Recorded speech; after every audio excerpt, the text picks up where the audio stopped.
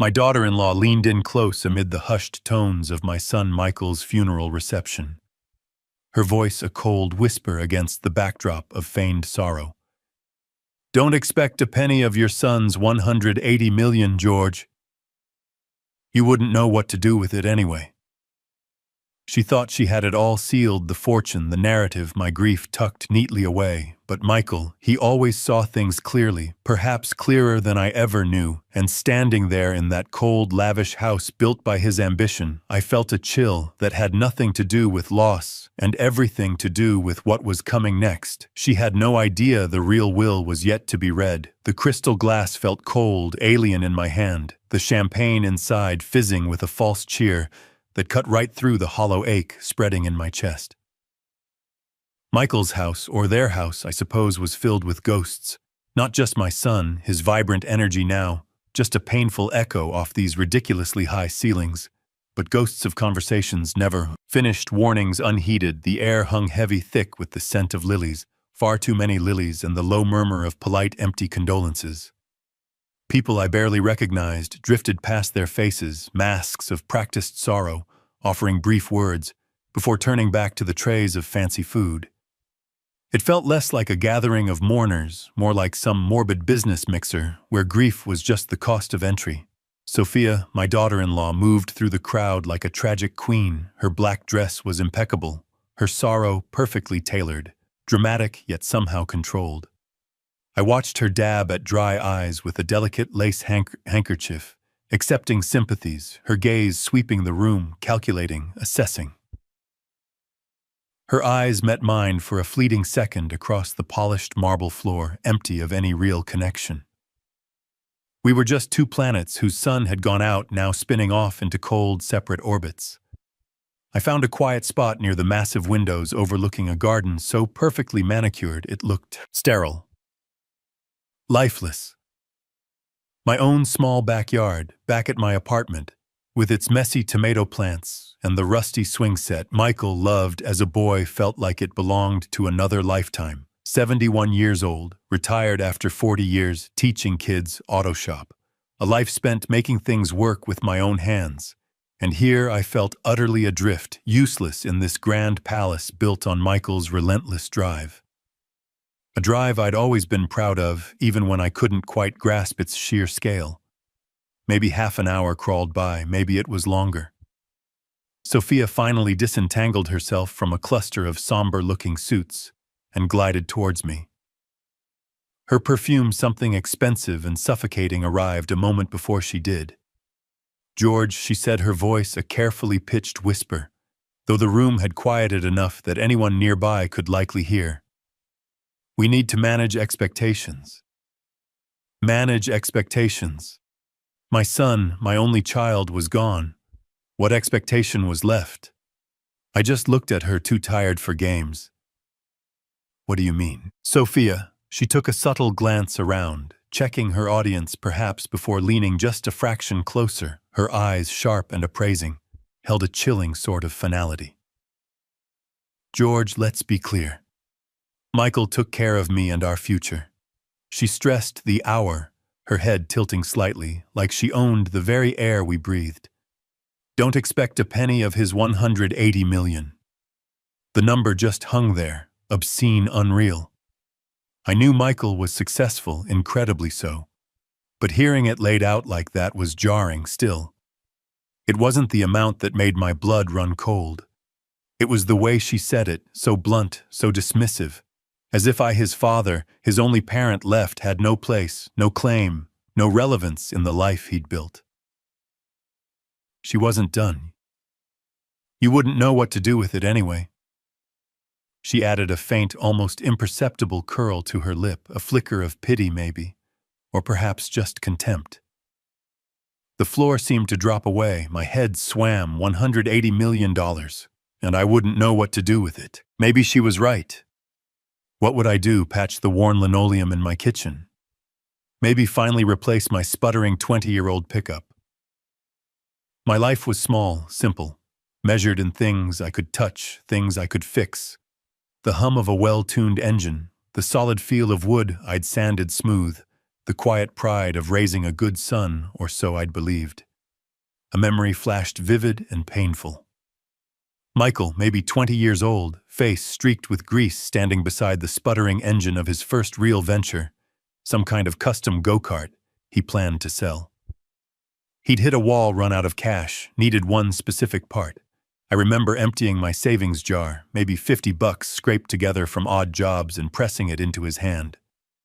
"Go on," I'd said. "Finish it." He'd looked at me, then really looked, his eyes burning with an intensity that cut through the dim garage light. "Thanks, Dad." He'd mumbled, his voice thick.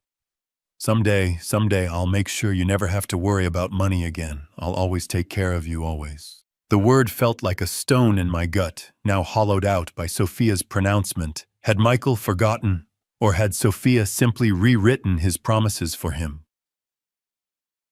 I never asked him for money, not once. When Martha, my wife, passed 10 years back, Michael offered to buy me a condo, move me closer to them. I'd said no. My small 2-bedroom apartment above Henderson's Hardware was enough. It held my memories of Martha, it was near my old friends. Michael started sending money, then, quietly, a few $100s a month, direct deposit for extras, Dad, he'd said, when I tried to argue. "Just don't worry about it." I hadn't worried. Maybe I should have. Maybe I should have questioned Sophia's shopping sprees, the designer bags, the constant renovations. Maybe I should have noticed how Michael's visits grew shorter, his calls less frequent in the last couple of years. Was it just the pressure of his empire? Or was it Sophia building invisible walls, brick by silent brick? I saw her across the room again, deep in conversation, with a man in a severe suit. Her lawyer, probably. Her gestures were sharp, decisive. There was no trace of the weeping widow I'd seen earlier. She looked focused, energized, like a general mapping out a campaign. My stomach twisted. This wasn't grief, this was strategy. This was business. The champagne glass suddenly felt impossibly heavy. I put it down on a passing waiter's tray. The quiet clink was lost in the renewed hum of conversation. I had to get out. I couldn't breathe. This air thick with lilies and lies, as I made my way to the grand entryway, nodding stiffly to faces I couldn't place. Sophia materialized beside me again. "George," she murmured, her voice once again dripping with practiced sympathy. "I know this is incredibly difficult. Let me handle everything. The lawyers will contact you about the will reading. Just rest. It wasn't an offer. It was an order. A final dismissal, confirming my role or lack thereof in my son's affairs, was concluded." "Thank you, Sophia." I managed to say the words, feeling like sandpaper in my throat. "I'll wait to hear from them." Stepping outside into the cool bite of the autumn air was like breaking the surface after being held down too long. The setting sun cast long, dramatic shadows across the impossibly green lawn. I paused beside Michael's sports car, parked ostentatiously in the circular drive. He'd loved this car, a ridiculous, flashy symbol of everything he'd achieved. I rested my hand on the cool, sleek metal, and a wave of pure grief hit me so hard my knees almost gave way. He was gone, my boy. And everything he'd poured his life into was now in the hands of a woman who looked at his father and saw only an obstacle. An inconvenient footnote from a past she clearly intended to erase. Her certainty echoed in my mind as I drove my old pickup away from that cold mansion. "Don't expect a penny." Why say it like that, so blunt, so final? Unless she was absolutely sure, unless she knew what the will said or thought she did. It felt too neat, too perfectly scripted. Michael, despite his sharp business mind, had a soft spot, a loyalty. I couldn't believe he'd just cut me out, completely. Not like this, unless Sophia had worked on him for years, planting seeds of doubt, pushing me away, or unless the will she was so confident about wasn't the final word. The thought, faint at first, started to grow in the uneasy silence of the truck. I wouldn't know what to do with it anyway. Maybe she was right about the money. But there was one thing I did know how to do. I knew how to listen to an engine, how to diagnose a problem when something wasn't running smoothly, and nothing about this felt smooth, nothing felt right at all. The days following the funeral blurred into a gray fog of grief and disbelief. The house felt too quiet, the silence amplifying Martha's absence and now Michael's. The phone became a source of anxiety. I tried calling Sophia a few times, not wanting to intrude, but needing some connection, some shared acknowledgement of the gaping hole Michael left, and maybe just to ask about his old watch, the one my father gave me that I'd passed down to him. A small thing, really, but it felt important. Most calls went straight to voicemail. When she did pick up, her voice was clipped, rushed like I was an inconvenient interruption. "Yes, George. What is it?" "I'm still handling arrangements. I'll let you know when there's news." Click. The line would go dead, leaving me staring at the silent phone, feeling smaller than I ever had. After a week of this hollow silence, I decided to drive over to the house, maybe seeing Michael's study. His things would help anchor me. Maybe I could just retrieve that watch myself. Sophia wouldn't mind. Surely I still had the key Michael had given me years ago, tucked away in my wallet. "Just in case, Dad," he'd said with a grin. But when I got there, the front gate, which used to open automatically, now remained stubbornly shut. I had to buzz the intercom. Sophia's voice came through, tinny and impatient. "Yes, it's George, Sophia. I was hoping I could come in for a bit. Maybe look through Michael's study." There was a pause. "George, now isn't a good time. The lawyers are still sorting everything. It's all very complicated and frankly quite painful. I think it's best if we let them handle it professionally, don't you?" Her tone was syrupy sweet, but the message was clear. "Stay out." I tried the key Michael gave me on the front door later, just out of a stubborn need to know. It clicked uselessly in the lock. She'd changed those too. The house, the place my son built, the place filled with his energy, was now a fortress I couldn't enter. A few days later, something else happened. The small automatic transfer Michael had set up years ago, that few $100s that always appeared in my account on the first of the month. It didn't arrive. I called the bank thinking it was a glitch. Mrs. Peterson, the branch manager who'd known me for 30 years, sounded hesitant. "Mr. Sterling, I'm sorry, but the instructions on that transfer were rescinded. We received notification from the account holder's representative citing an estate freeze. Sophia." Of course it was Sophia. That money wasn't much, not in the grand scheme of Michael's wealth, but it had been a quiet link between us, a tangible sign that he thought of me. And now she'd severed it, using the cold language of legal necessity, estate freeze. It felt more like a personal lockout. She even called later that day, her voice dripping with false concern. "George, I just wanted to let you know the bank might put a temporary hold on some things. It's standard procedure when someone passes, nothing to worry about.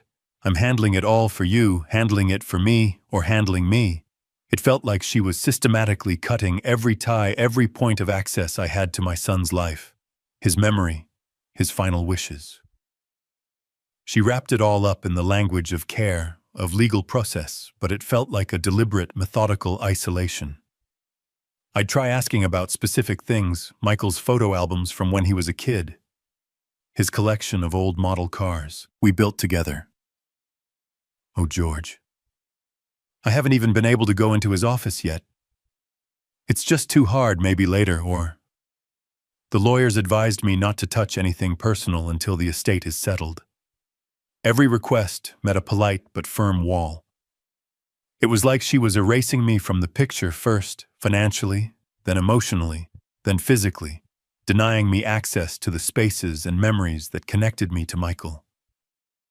The woman who'd seemed merely ambitious, maybe a little cold, when Michael was alive, now seemed utterly ruthless in his absence. That phrase echoed again, "Don't expect a penny." It wasn't just about the money, was it? It was about control, complete control, and I was clearly seen as an obstacle to that control sometimes. Sophia would call, not often, but just enough to maintain a facade. Her voice would be soft, full of supposed empathy.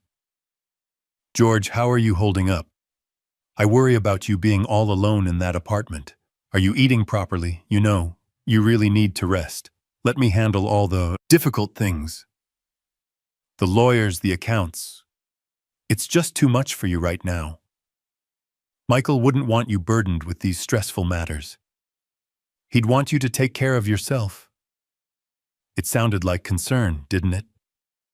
But beneath the surface, it felt like a gentle, persistent pushing away, a way of framing her control as an act of kindness. Her managing everything wasn't about power. It was about protecting poor old George from the complexities of his son's vast estate. Her denying me access wasn't about exclusion. It was about shielding me from painful reminders. The narrative she spun was clever, insidious, painting me as fragile, someone needing protection, needing her guidance, her management. It made protesting seem ungrateful, almost irrational. Who would argue with someone just trying to help a grieving father? I found myself thinking back more and more about Sophia, how she came into Michael's life. It was about 7 or 8 years ago. A whirlwind romance, Michael had called it. He'd been captivated. She was beautiful, ambitious, sharp, seemed to adore him. At the time I'd been happy for him. Martha had been gone a few years, and Michael seemed lonely rattling around in that big house by himself. Sophia filled a space. But looking back, there were signs, weren't there? Little things I'd brushed off, chalked up to a son maybe being defensive of his new love. I remember one Christmas, maybe their second year together. Sophia unwrapped a ridiculously expensive watch Michael had given her. Her reaction wasn't just pleasure. It was almost smug, like she'd expected it, deserved it. Later, Michael mentioned offhand how much she enjoyed the finer things, how keeping her happy required a certain lifestyle. I just nodded, thinking it was his money, his choice, but was it just enjoying finer things? Or was it a constant demand, a pressure, and her possessiveness over Michael? It started subtly, little comments about his old friends, suggestions that he needed to focus more on their future, not get dragged down by obligations from the past. Had I been one of those obligations, I remember Michael once canceling our regular Sunday fishing trip, something we'd done maybe twice a year since he was a kid, said Sophia had planned a last-minute weekend getaway. Couldn't be helped. Sorry, Dad. His voice had sounded strained, not excited. Thinking about it now, maybe Michael had seemed stressed more often than a man with his success should have been. There were times he looked tired, worn down, not just from work, but from something else, something deeper. I recall one evening about a year ago we were having a rare dinner, just the two of us. He seemed distracted, kept checking his phone. Sophia was texting him constantly. Planning some charity gala? He sighed and said something quiet, almost to himself. Sometimes I feel like I'm running a marathon just to stay in the same place. I'd asked if everything was okay with the business. Oh yeah, Dad. Business is great, he'd said quickly, too quickly. Maybe the marathon wasn't just about his company. Maybe it was about keeping up with Sophia's expectations, her endless need for more status. More things, more control. Was she already a drain back then? Bleeding him slowly, not just of money, but of his energy, his peace. How had I missed it? Or maybe I hadn't wanted to see it. Easier to believe my son had found happiness, easier than admitting he might be trapped in a gilded cage built by the woman, smiling beside him.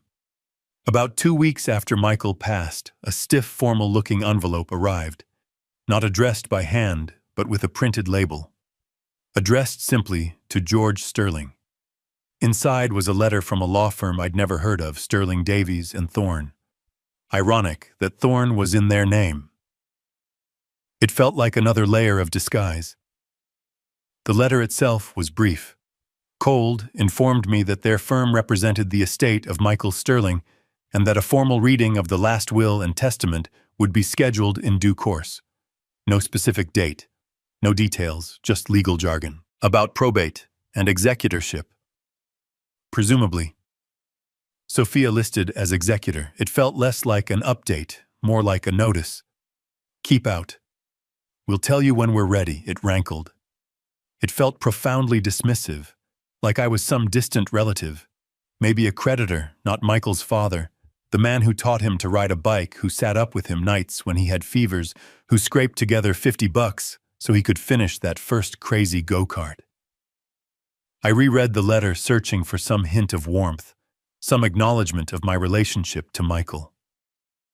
There was none, just sterile legal language, and the law firm Sterling Davies and Thorne. Why hadn't I heard Michael mention them? He used to talk sometimes about his legal team, especially when he was setting up the company. Years ago he'd mentioned a name, then an older fellow, reliable, trustworthy, someone he'd known for years. Bellwether. That was it, David Bellwether, a solid old-school name. Michael had spoken of him with respect. Said Bellwether wasn't just a lawyer but a confidant, someone who understood the business and the family dynamics. Why would Michael suddenly switch firms, especially for something as personal as his will? Unless Sophia had switched them after he was gone. Or maybe Michael himself had changed lawyers recently, pressured by Sophia, perhaps. The thought lodged itself in my mind, refusing to be dislodged. Sophia's haste after the funeral, her immediate control over everything, her pronouncement about the money, her systematic cutting me off, now this unfamiliar law firm handling the most crucial document. It didn't add up. Michael was meticulous. He planned everything. Maybe he'd planned for this too. Sitting there in my quiet apartment, the silence pressing in, I felt a shift happen inside me. The initial shock, the deep wave of grief was still there, a constant ache, but now something else was stirring. A flicker of suspicion. A refusal to be simply managed, dismissed, handled like some inconvenient loose end. I wasn't just a grieving father. I was Michael Sterling's father, and I needed to understand his final wishes and not Sophia's filtered version of them. Waiting passively for Sophia's lawyers to summon me felt wrong. It felt like letting her control the narrative completely. Michael wouldn't have wanted that. He might have become distant, maybe stressed, maybe even influenced by Sophia in recent years, but he wasn't cruel. He wouldn't have intended for me to be treated this way, to be locked out financially and emotionally after his death. I made a decision. Right then, sitting at my small kitchen table, the impersonal letter from Sterling Davies and Thorne lying accusingly beside my coffee cup. I wouldn't just wait. I needed to find David Bellwether. I needed to know if Michael had spoken to him recently, if he held the real final wishes. My son deserved better than this cold, calculated handling of his legacy. And maybe, just maybe, I deserved better too. Finding Bellwether wouldn't be easy. Sophia likely wouldn't offer any help. And if he was semi-retired. But I had to try. It was the first proactive thing I'd felt capable of doing since Michael died. The first step that wasn't just about grieving, but about seeking truth for Michael. For myself, I picked up the phone book, the old paper kind. I still kept by the armchair. It felt solid, real. A starting point. Finding David Bellwether turned out to be harder than I expected. It wasn't like the old days where every lawyer worth his salt was listed neatly in the phone book. Under attorneys. I started there, of course, thumbing through the worn pages. Henderson downstairs keeps a stack of them for the older tenants. But Bellwether David wasn't listed, not under his own name anyway. Maybe he'd joined a bigger firm. My next step was the internet. I'm not exactly a wizard with computers, but I can manage the basics. I typed David Bellwether Attorney into the search engine along with the city name. A few results popped up, mostly mentions in old news articles about cases from 10-15 years ago, cases Michael had sometimes vaguely mentioned Bellwether handling for his company, back when it was just starting to take off. There was a link to a firm, Bellwether and Associates, but when I clicked it, the website was defunct. Just a blank page saying, "This domain may be for sale." So he'd closed his own practice, okay? Maybe he'd retired completely. But Michael had mentioned him relatively recently, hadn't he? Or was my memory playing tricks? Grief does funny things, makes time feel elastic, unreliable. I tried searching the State Bar Association website. Found his name listed. Status: inactive, retired. That sank my heart a little. Retired, inactive. Did that mean he wasn't practicing at all? Couldn't hold on to Michael's documents. I considered calling Sterling Davies and Thorne Sophia's firm. Ask them directly if they knew how to contact Bellwether, maybe to transfer old files. But the thought felt wrong, like tipping my hand, showing Sophia I was looking for something she didn't want me to find. Given how she'd acted, cutting me off, changing locks, I had a strong feeling they wouldn't be helpful. They'd likely give me the runaround, tell me Bellwether's files were irrelevant or already incorporated. Or worse, they might alert Sophia that I was poking around. I spent the better part of a day going down these blind alleys, feeling frustrated. The trail seemed cold, my suspicion felt valid but without. Bellwether, it was just a feeling, a gut instinct, and gut instincts don't stand up against official-looking letters from expensive law firms. Then I remembered Henderson, the hardware store owner downstairs. He's lived in this neighborhood forever, knows everyone. He's one of those guys who remembers which plumber fixed whose pipes back in '85. Maybe he knew Bellwether or knew someone who did. That evening, I went downstairs. Henderson was closing up, wiping down the counter, amidst the comforting smell of oil and metal. "Frank," I said, getting straight to the point, "you ever know a lawyer named David Bellwether? Had a firm downtown years ago." Henderson paused, his wiping rag mid-air, "Mon wither sure." "Old David Bellwether. Handled my uncle's estate back in the day." "Sharp fellow, why you asking?" "Just trying to track him down. Seems he retired." "Closed his firm." "Retired, yeah, but not completely," Henderson said, leaning on the counter. "He still does a bit of consulting work, mostly for old clients. Helps out with wills, trusts, that sort of thing. Doesn't advertise, though. Works from home, mostly plays golf now, I think." My hope flickered back to life. "Works from home, do you know how I might reach him?" Henderson scratched his chin. "Well, his old office number probably doesn't work, and I doubt he's listed. But you know who might know: Martha Jenkins. His secretary worked for him for 30 years, loyal as a dog. She still lives over on Elm Street, the blue house with the rose bushes. Everyone knows Martha Jenkins." The name sounded familiar. Maybe Michael had mentioned her too. A loyal secretary would know how to reach her old boss, even if he was semi-retired. It felt like the first real lead I'd had. The next morning, I drove over to Elm Street, found the blue house easily enough. The rose bushes were meticulously cared for, just as Henderson described. I rang the bell, feeling a flutter of nerves. A woman who looked to be in her late 60s, pleasant face, kind eyes, opened the door. "Mrs. Jenkins, I presume?" She looked at me quizzically. "Yes." "Can I help you? My name is George Sterling. I'm Michael Sterling's father. I believe your former employer, Mr. Bellwether, handled some legal matters for my son years ago." Her expression softened immediately. "Oh, Mr. Sterling, yes. Of course I remember Michael. What a terrible loss. I was so sorry to hear. Please come in." She led me into a cozy living room filled with photos and needlepoint samplers. "I'm trying to reach Mr. Bellwether," I explained. "It's rather important, regarding my son's estate." Martha hesitated slightly, her loyalty still evident. "Mr. Bellwether is mostly retired now, you know.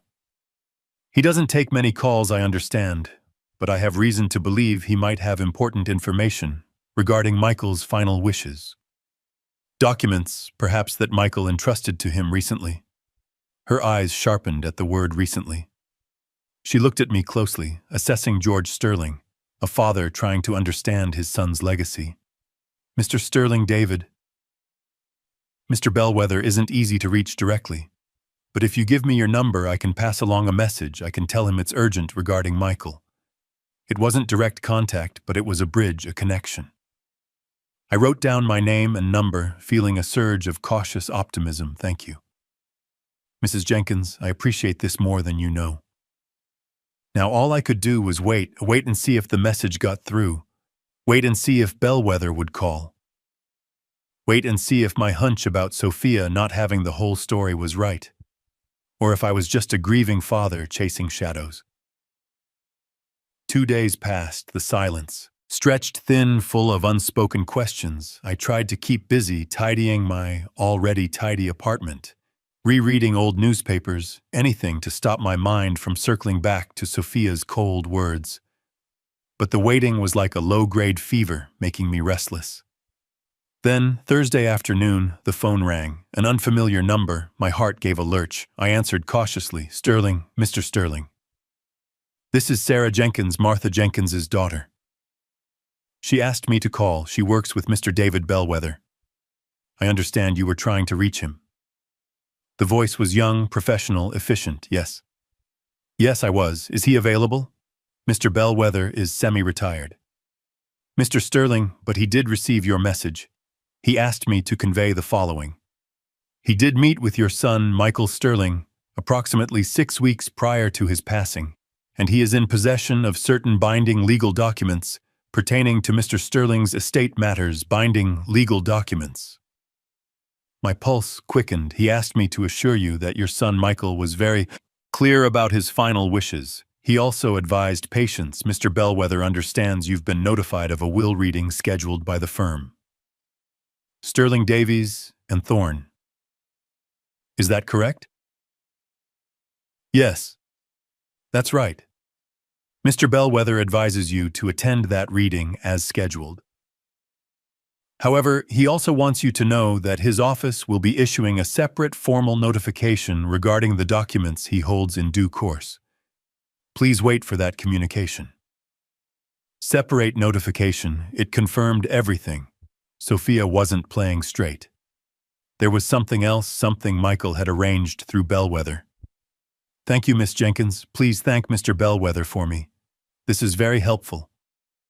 Of course, Mr. Sterling, please accept our condolences for your loss.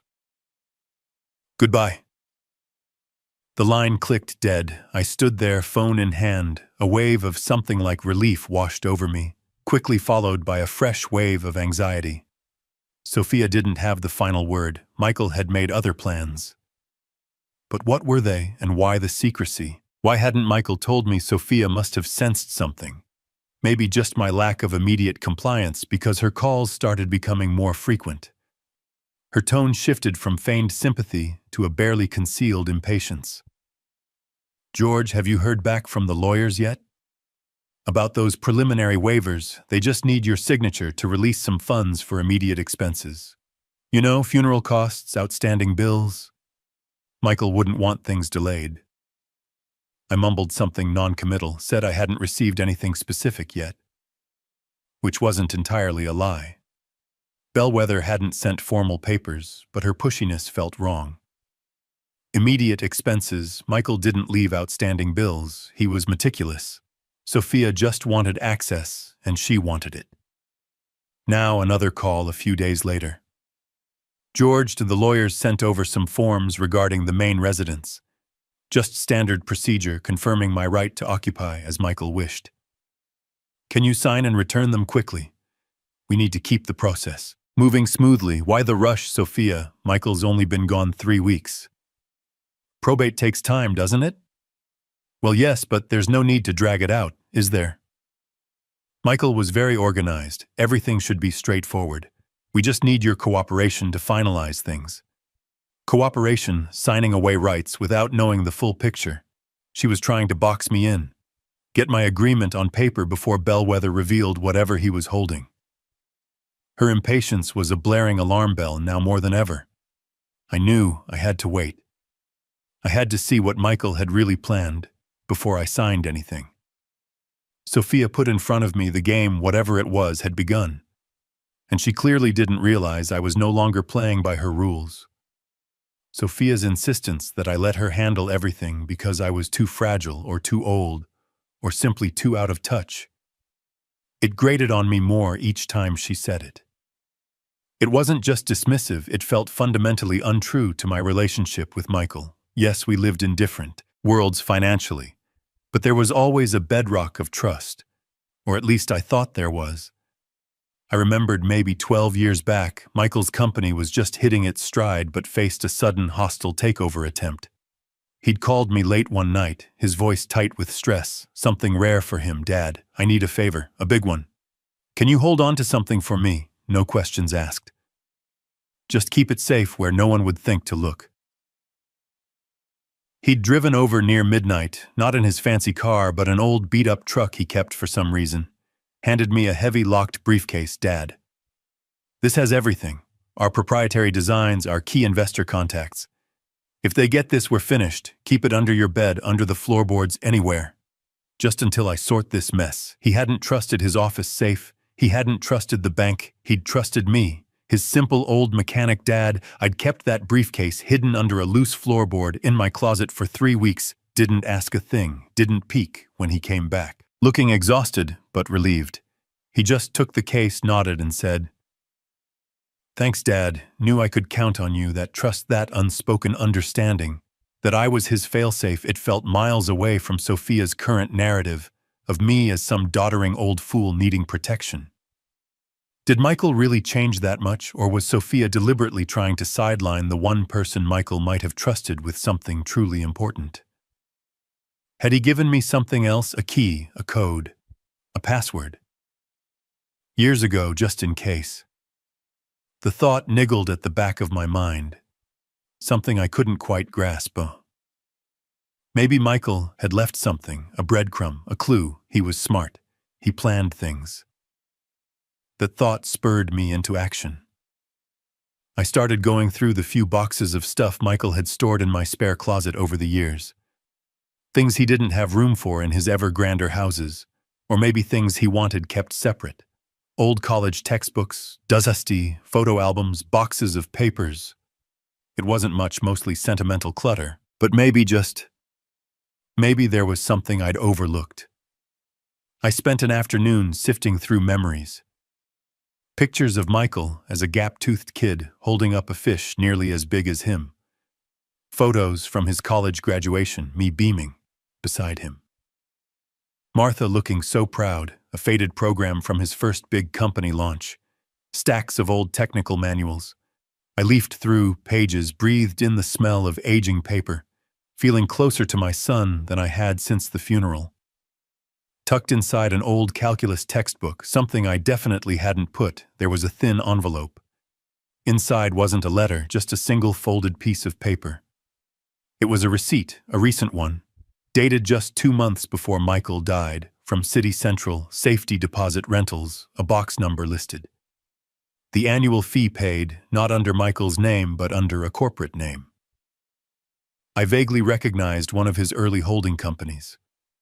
Why would he rent a new safety deposit box under an old company name? And why hadn't Sophia or her lawyers mentioned it? Safety deposit boxes are standard inventory in estate settlements, unless no one knows it exists. My hands trembled slightly as I unfolded the receipt further. Taped discreetly to the back was a small brass key stamped with a number matching the box number on the receipt. Michael. Had he put this here for me to find? Knowing Sophia might try to control everything else, knowing I still had these old boxes, he'd used an old textbook, knowing I'd probably never throw it out, but also that Sophia would never dream of looking through it. It felt like a message sent across the void. A final act of trust, just in case, Dad. Holding that small key felt momentous. It was proof, concrete proof, that Michael had arranged something outside of Sophia's knowledge. Something he wanted kept secret. Something he potentially wanted me to access. The confirmation settled in my gut, heavy and certain. Sophia didn't have the whole story. Bellwether knew part of it, and this key, this box, held another piece. I felt a surge of adrenaline mixed with a deep thrum of anxiety. What was in that box? And how was I going to access it without alerting Sophia? But one thing was clear. I wasn't just a grieving father waiting passively anymore. I was part of Michael's plan, whatever that plan might be. It took Sophia about a week to realize the grieving father wasn't quite as compliant as she'd expected. Maybe it was my polite but firm refusals to sign her lawyer's papers. Maybe it was that I stopped answering her calls every time. Maybe word got back to her somehow that I'd been asking around about David Bellwether. Whatever it was, the shift in her approach was noticeable. The soft, concerned tone evaporated, replaced by an edge of impatience bordering on outright hostility. The calls became less frequent, but more demanding. "George, have you signed those residence waivers yet? The lawyers need them. My accountant says we can't finalize the preliminary estate inventory without your signature on file." It became less about helping me and more about me holding things up. One afternoon, she showed up at my apartment unannounced, something she'd never done before. She swept in, bringing the scent of her expensive perfume and a chill into my small living room. "George," she said, dispensing with pleasantries, "I need to know what's causing these delays. Are you having second thoughts about Michael's wishes or yours?" "Sophia," I asked, keeping my voice even. Her eyes narrowed. "What's that supposed to mean?" Michael and I discussed everything extensively. He wanted me taken care of. He wanted things handled efficiently, not dragged out by unnecessary questions, like understanding what I'm signing. Before I potentially sign away rights. "I might actually have, George. Are you feeling all right? You seem a little paranoid lately." Grief can do strange things, affect memory, maybe cloud judgment. Perhaps you should see a doctor. We could arrange an appointment for you with Dr. Albright. He's excellent, very discreet. There it was, the first overt suggestion that my mind wasn't sound. Albright, I didn't recognize the name, likely someone in her circle, ready to provide a convenient diagnosis if needed. "You think I need a doctor because I want to understand legal documents." "Sophia, I think you're overwrought and perhaps being influenced by outside parties." She paused, her gaze sharp. "Who have you been talking to, George? Have you been speaking with that old lawyer? Bellwether? Is he putting ideas in your head?" So she did know or suspected strongly. I didn't flinch. "I'm talking to people who knew Michael," I replied simply. "Trying to understand his final days, his final wishes." "Bellwether is irrelevant. George, he handled some minor business for Michael years ago. Ancient history, his files are outdated. Whatever he told you is meaningless. Sterling Davies and Thorne have the only legally binding will. The final one Michael signed." She was lying, I could feel it. Her dismissal of Bellwether was too quick, too forceful, like swatting away a fly that was dangerously close to landing on her perfectly arranged picnic. "Look," she continued, stepping closer, invading my small space. "I don't want things to get unpleasant, but Michael's estate needs to be settled quickly. There are business matters ongoing, concerns that require my immediate authority. Your delays are causing problems, real financial problems. If you continue to obstruct this process, I'll have my lawyers take necessary action. What, like declaring me incompetent? Based on what, Sophia? Because I read legal documents, because I ask questions, based on your increasingly erratic behavior." Her voice was cold now, sharp as broken glass. "Your confusion, your sudden distrust, it paints a picture, George. A picture of someone unable to manage complex affairs. A picture that might require the court to appoint someone who can manage them for your own protection." Of course, the threat hung in the air, undeniable. She wasn't just trying to sideline me anymore. She was preparing to legally remove me from the equation if necessary. All wrapped up in the language of concern. For my own protection, the audacity of it stole my breath for a moment. The woman who'd told me not to expect a penny was now threatening to take control of my life, to get that penny and all the millions that came with it. "I need you to sign these waivers, George," she said, pushing a sheaf of papers towards me.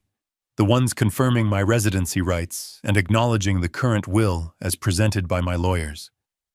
Just sign them, and we can put all this unpleasantness behind us."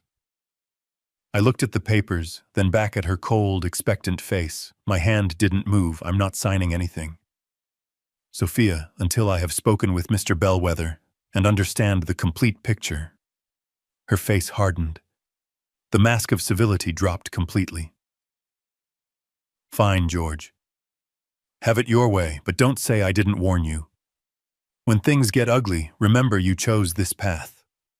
She turned abruptly, her heels clicking sharply on my worn floor, and slammed the door behind her, leaving silence and the faint cloying scent of her perfume hanging in the air. The pressure was on, the gloves were off. Sophia wasn't just going to wait for me to fade away, she was going to push. And if I didn't yield, she was prepared to break me. Sophia didn't wait long to tighten the screws. Her visit left a bad taste in my mouth, a clear signal that the polite facade was gone. The next phase of her campaign started almost immediately. I went down to Henderson's Hardware to pick up some oil filters for my truck. Frank looked uncomfortable when I pulled out my wallet. George, he said, lowering his voice, Sophia Sterling called yesterday, said her firm is handling all your finances now. Instructed me to send any bills directly to Sterling Davies and Thorne. Said you weren't to be bothered with payments anymore. For your own good, she said. My own good felt more like being put under financial house arrest. I paid Frank in cash, told him to ignore Sophia's instructions, but it was unsettling. She was actively trying to take over my financial interactions, making me seem incapable even to people I'd known for decades. The implication was clear. George is old, confused. We're in charge now. Then came the call about the small annuity Michael had set up for me years ago, right after Martha died. It wasn't much, just a couple $100 a month, deposited directly into my account. Enough for property taxes, maybe a nice dinner out once in a while. A man from the insurance company called Mr. Sterling. We received instructions from Mrs. Sophia Sterling, executor of your son's estate, to redirect future payments from policy number 7B429 to the estate account, pending probate settlement. Redirect my payments, pending settlement. It felt like she was pulling the rug out from under me piece by piece. First, the automatic transfer, now this. It wasn't about the money itself, it was the principle. She was cutting me off, isolating me financially, making me entirely dependent on whatever scraps her lawyers might eventually dole out. She tried the emotional angle too, though it felt even more transparent now. She called one evening, her voice unnaturally sweet. George, I was just thinking about you. About Michael. How much he wanted a family. Grandchildren, you know? Michael and I hadn't talked much about grandchildren. He'd been focused on his business, and Sophia hadn't seemed particularly maternal. But I played along. Yes, Sophia. He would have liked that. Well, she continued, her voice taking on a slightly lecturing tone. That's why it's so important. We settle the estate smoothly, quickly, without any unnecessary conflict. It would be terribly confusing for any future children if there were disputes over their grandfather's legacy, wouldn't it? We need to present a united front for Michael's memory, for the family. Future children, hypothetical grandchildren being used as leverage. It was shameless, using a dream Michael barely had time to consider as a weapon to guilt me into compliance. It made my stomach turn, and the subtle digs about my mental state continued, usually phrased as concern. George, are you sure you understood what the bank manager told you? These financial things get so complicated. Maybe you should let me have my assistant review your mail, just to make sure nothing important gets missed. Grief can make things foggy, you know. Or she'd mention Dr. Albright again. Have you thought about making that appointment? George? Just a checkup. It would put my mind at ease knowing you're getting the best care. Every suggestion was laced with the implication that I wasn't quite capable, wasn't fully processing things, wasn't competent. She was building a narrative not just for me, but likely for others. For her lawyers, for anyone who might question her absolute control, she was laying the groundwork to discredit me.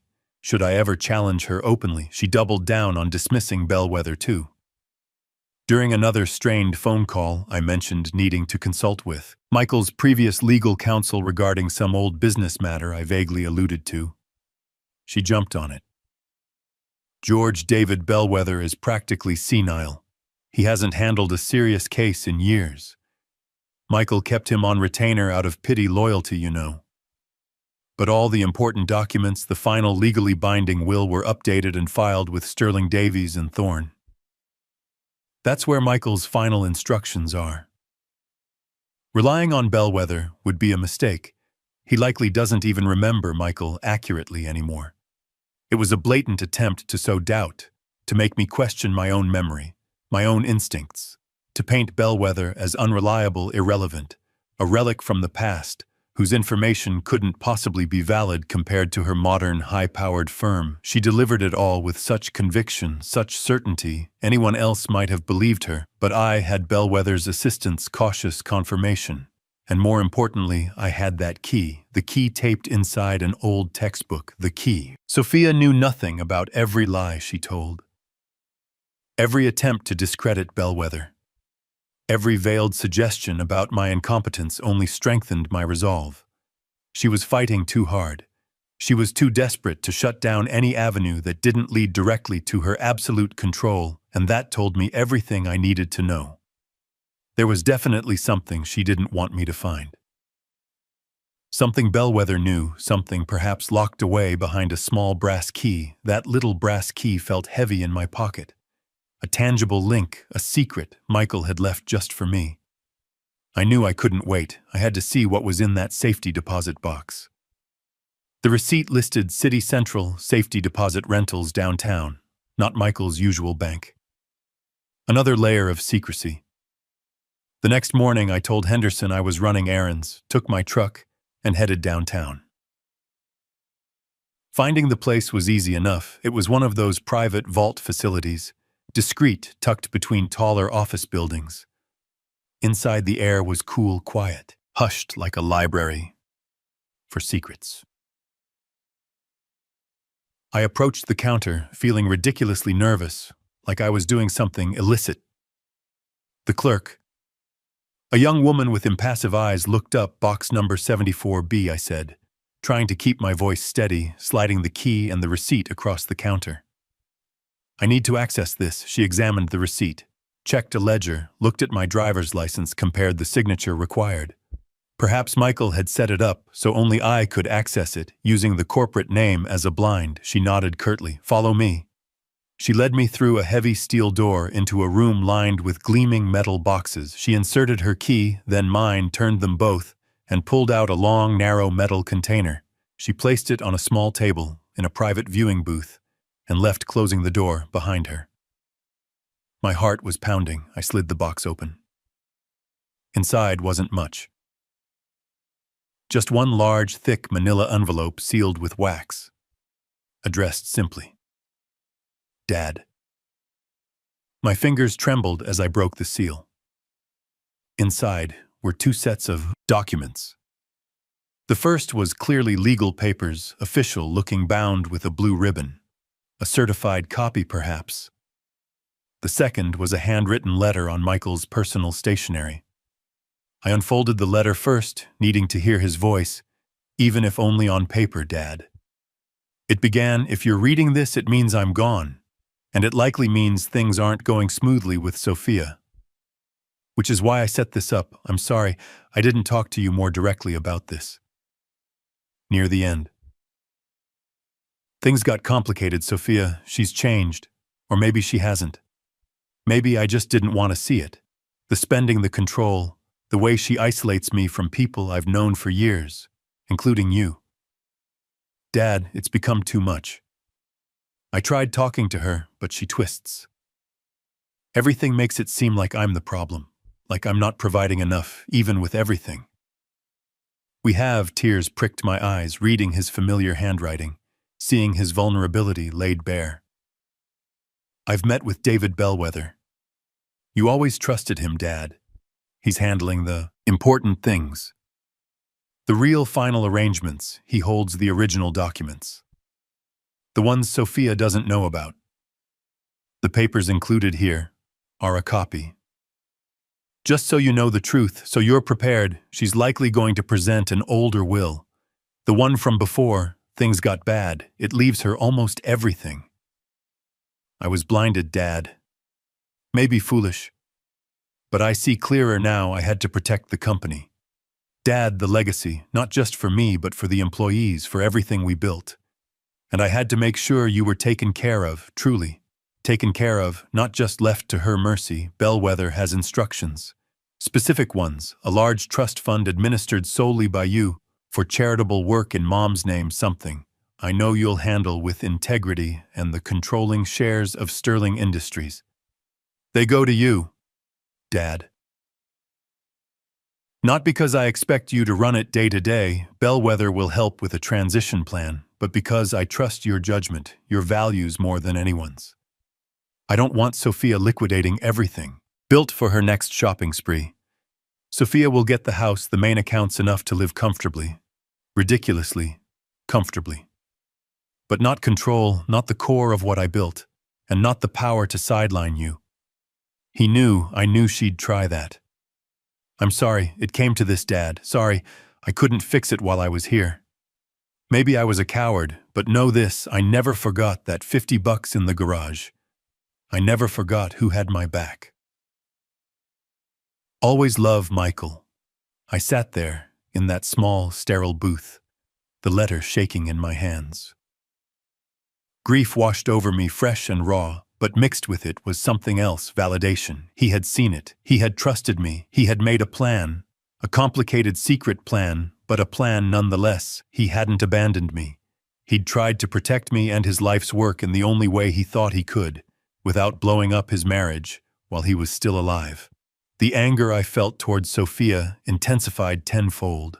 She wasn't just greedy, she was actively working against Michael's documented final wishes. Using his death as an opportunity to grab everything. Ignoring the careful provisions he'd made, I carefully folded the letter and picked up the legal documents. A quick scan confirmed what Michael wrote. A codicil to his will. Detailed clear, specific instructions establishing the trust. Transferring the company shares, all handled by Bellwether's office. All legally executed, notarized, witnessed. This wasn't some flimsy wish list. This was legally binding. I placed everything back in the envelope, my mind racing. I had the proof, the undeniable truth. Now what? Attend Sophia's sham will reading. Play along until Bellwether made his move. Yes, that seemed to be Michael's plan. Let Sophia reveal her hand, her greed, her overconfidence. Then let the real will drop like a bombshell. I locked the safety deposit box, returned the key to the impassive clerk, and walked out into the bright afternoon sunlight, feeling heavier with grief but lighter with purpose. I knew what Michael wanted, and I knew Sophia wasn't going to get away with defying it. The anxiety was still there, buzzing beneath the surface, but now it was mixed with a steely resolve. Michael had counted on me one last time, and I wouldn't let him down. Back in the quiet solitude of my apartment, I carefully laid out the documents from the safety deposit box on my kitchen table. The official-looking copy of the codicil detailed everything Michael had written in his letter. The establishment of the Sterling Legacy Trust funded with $50 million, naming me, George Sterling, as sole administrator. The directive that controlling shares of Sterling Industries passed directly to me, David Bellwether, named as executor, specifically tasked with overseeing this transition. It was all there, meticulously drafted, signed, witnessed, notarized. This wasn't just a letter expressing wishes, this was a legally binding instrument designed to override key parts of the older will. Sophia likely possessed. Michael hadn't just hoped I'd be taken care of, he'd ensured at locking his true intentions away, where only I, hopefully, could find them. This solid, tangible proof stood in stark contrast to Sophia's narrative. Her insistence that her lawyers held the final will.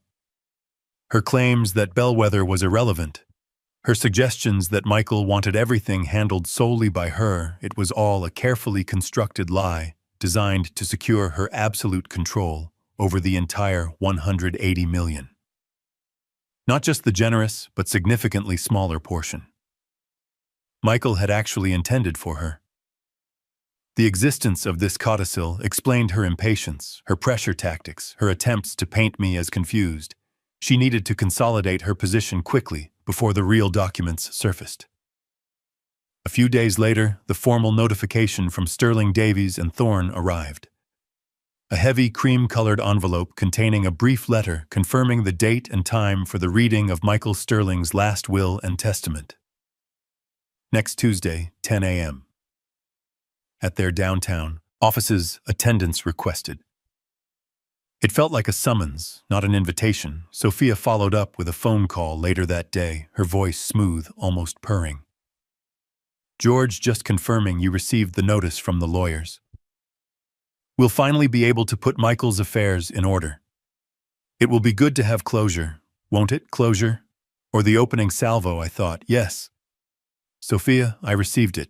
I'll be there. I kept my voice neutral, giving nothing away. No hint of the key, the box, the codicil resting securely in my own small fireproof safe now. Good, she said, a note of satisfaction in her voice. I'm glad you're being sensible about this. It's what Michael would have wanted. She hung up confident. She had everything under control, confident. The reading would be a mere formality, cementing her victory. The tension in my chest tightened another notch. The pieces were in place, the confrontation was set. Sophia was walking into her lawyer's office expecting a coronation. Unaware, she was walking into an ambush orchestrated by her late husband. And I, George Sterling, the simple retired father she'd dismissed so easily, held the map to that ambush, my anxiety warred with a grim sense of resolve. Michael had trusted me with this, I wouldn't fail him. The Tuesday of the will reading loomed large, a date circled in red on my kitchen calendar. I spent Monday trying to act normal, tinkered with the lawnmower engine. Changed the oil in my truck. Anything to keep my hands busy, my mind occupied, but underneath the routine tasks the anticipation hummed like a high-voltage wire. Sophia hadn't called again since her failed attempt to get me to sign the waivers. Her silence felt more ominous than her threats, like she was gathering her forces, conserving her energy for the final push. Late Monday afternoon, I called Mr. Bellwether's office. His assistant, Sarah Jenkins, answered immediately. Mr. Sterling, Mr. Bellwether was expecting your call. He asked if you could hold for just a moment. After a brief pause, Bellwether's calm, measured voice came on the line. George, good afternoon. Are you holding up all right? As well as can be expected, Mr. Bellwether, I replied, feeling a measure of reassurance just hearing him. And you? Have you finalized the plan for tomorrow? Yes, George, everything is in place, Bellwether confirmed. Sarah delivered the formal notification of the codicil's existence to Sterling Davies and Thorne this morning, as legally required. They know we will be present, and they know we hold a subsequent binding document. They likely informed Mrs. Sterling immediately, so Sophia knows. I asked, feeling a jolt. She knows something exists. She knows you hold papers, but she doesn't know the specifics, does she know? Bellwether said, I provided only the necessary legal notice of intent to present a valid codicil, not its contents. Mrs. Sterling and her counsel are likely scrambling, trying to anticipate what it might contain, but they won't know the details until I present them tomorrow. This gives us a slight tactical advantage. They may try to dismiss it, argue its validity, but they cannot claim they were unaware of its existence. So how will tomorrow proceed? I asked, needing to visualize it. Their lawyer, Mr. Thorne, ironically enough, will likely begin by reading the will they have on file, the one from several years ago, which, as you surmised, leaves the bulk of the estate residually to Mrs. Sterling. Allow him to proceed. George, let him read it completely. Don't react, don't interrupt, that sounds difficult. It is, Bellwether acknowledged, but it's crucial. We let them lay out their entire position based on the document they believe is final.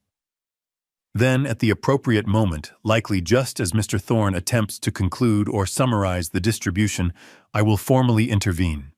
I will state that there is a legally executed codicil dated significantly later, which materially alters the provisions of the will. Just read, I will then present the certified copy along with the necessary affidavits confirming Michael's soundness of mind at the time of signing, including the note from his physician. And Sophia, what will she do? She will likely react emotionally, Bellwether predicted. Her lawyers may object, perhaps try to stall, question the document's authenticity. But George, the codicil, is ironclad. Michael ensured every legal requirement was met meticulously. We have the witnesses, the medical confirmation. Its validity is not in serious doubt. They can make noise, they can posture, but legally, they have very little ground to stand on. Their only real recourse would be a lengthy, expensive, and likely fruitless court battle to contest it, which, given the circumstances and Michael's foresight, is unlikely to succeed. Hearing him lay it out so calmly, so professionally, eased some of my anxiety. Michael had planned this. He'd anticipated Sophia's reaction and built defenses. Thank you, Mr. Bellwether, for everything, for helping Michael with this. David? Bellwether sighed softly, a rare crack in his professional demeanor. Michael was more than a client. George, he was a friend. He saw this coming. He wanted to protect his legacy, and he wanted to protect you. I'm just fulfilling his wishes. Now, get some rest tomorrow. Will likely be taxing. We said our goodbyes. I hung up the phone feeling a heavy weight settle in my chest. Taxing, yes, that was an understatement. Tomorrow I would sit in a room with the woman who had likely manipulated my son for years, who had tried to erase me from his life, and who had unknowingly been plotting against his final documented wishes. It wouldn't be pleasant. But Bellwether was right. Michael had trusted me, trusted him to see this through, and I would. The next few days leading up to the Tuesday reading were a strange kind of limbo. I tried to keep to my routine, fix things around the apartment, walk down to the park, but my mind was elsewhere, replaying conversations, imagining scenarios. Sophia, for her part, seemed to radiate a new level of serene confidence, as if now that the date was set, her victory was assured. Didn't see her in person, but word trickled back through Henderson, who heard it from his cousin, who cleaned Sophia's house.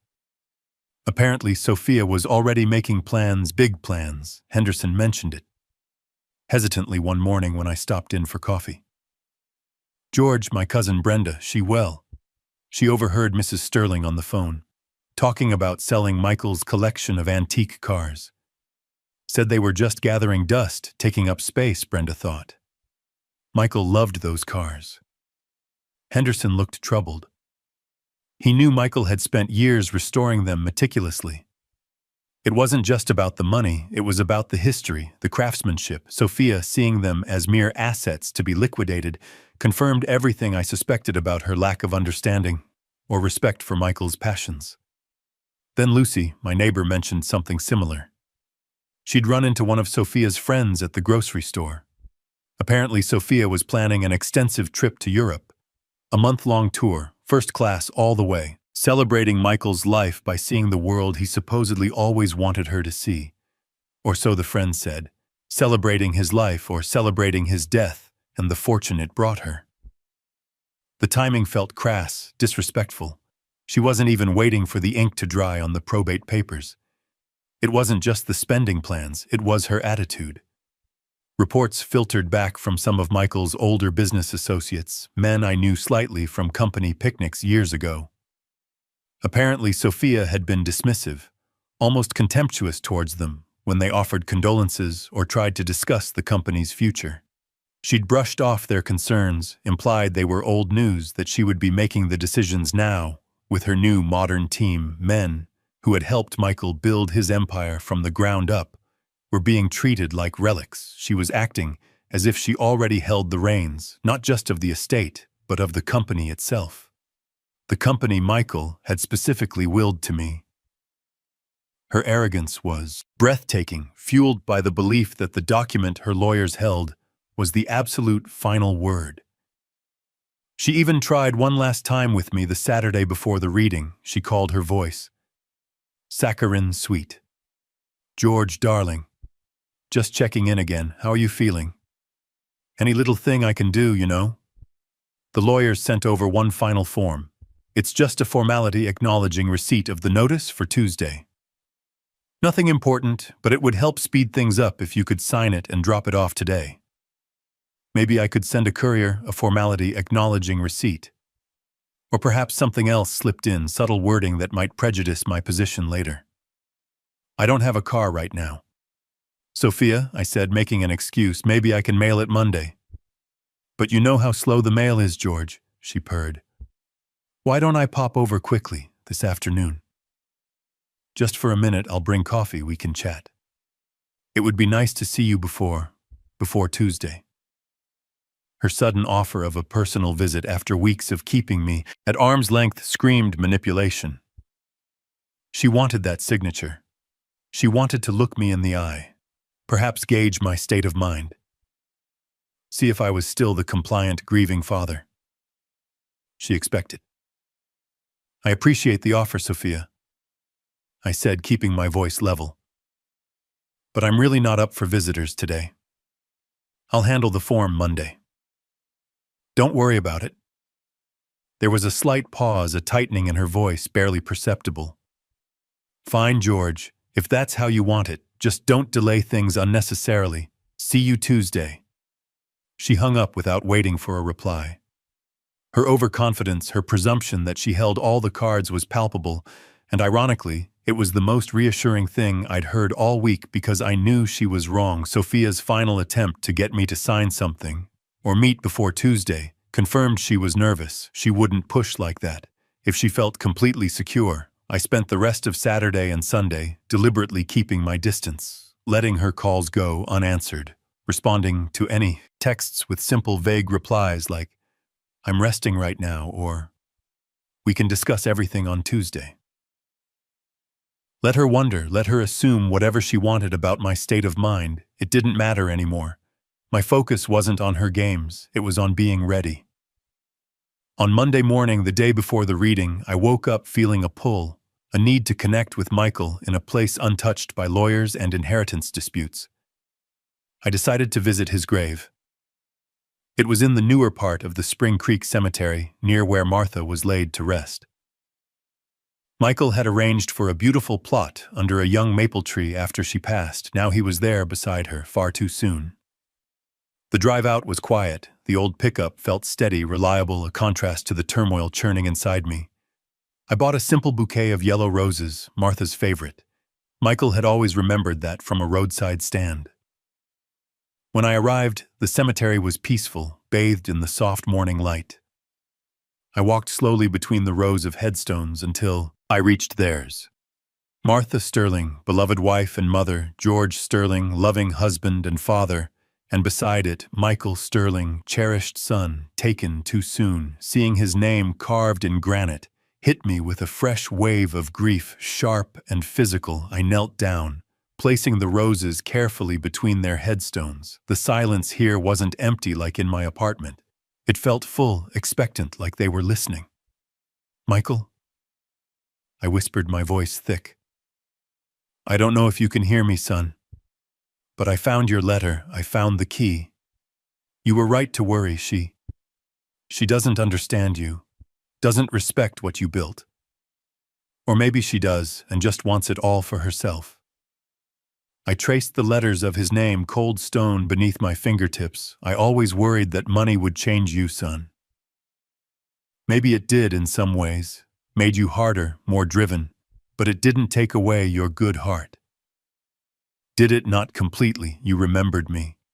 You tried to do the right thing, even at the end. I thought about his relentless drive. Where did it come from? Was it just ambition, or was it a deep-seated need to prove something? Maybe to prove he could escape our simple beginnings. Maybe to build something lasting, something that would make Martha proud, something that would secure his place in the world. He achieved it all, built an empire, but did it bring him peace? Did Sophia bring him peace?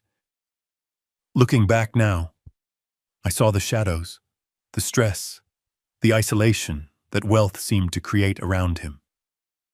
Maybe he felt trapped by it all, by her, by the life he'd created. Was the secret codicil his way of breaking free, finally asserting his own values? Sitting there on the damp grass, I felt the anger towards Sophia solidify, not just as personal resentment, but as a betrayal of Michael. This wasn't just about her trying to cheat me. This was about her trying to hijack his legacy, twist his life's work into something that only served her greed, that charitable trust in Martha's name, giving me control of the company. Those weren't just financial decisions. They were statements about what Michael truly valued: family loyalty, integrity, things Sophia seemed incapable of understanding. My resolve hardened. This confrontation tomorrow wasn't about winning a fight against Sophia. It wasn't about the money itself, though. Protecting it felt like protecting a part of Michael. It was about fulfilling my son's final trust. It was about ensuring his true wishes, the ones he'd hidden away for me to find, were honored. That felt like the most important promise a father could keep. I stayed there for a long time, talking quietly to Martha and Michael, telling them about the safety deposit box, about Bellwether, about Sophia's threats. It felt good to say it all out loud, even to the silent stones. By the time I stood up, the sun was higher in the sky. The anxiety hadn't vanished, but it was different now. It was overlaid with a sense of purpose, a quiet determination. I knew what Michael wanted. I knew what I had to do. And I was ready. Not for revenge. Not even just for myself, but for Michael. To be the father he trusted me to be. One last time I walked back to the truck, my steps feeling steadier, more certain than they had in weeks, ready for Tuesday, ready to see Michael's plan through. That final night stretched long. The familiar quiet of my apartment felt different, charged with anticipation. I tried reading the newspaper, but the words swam together. Couldn't focus, tried watching some old movie on TV, but the plot seemed thin, meaningless. My mind kept replaying scenarios for tomorrow. Sophia's face when she heard the truth.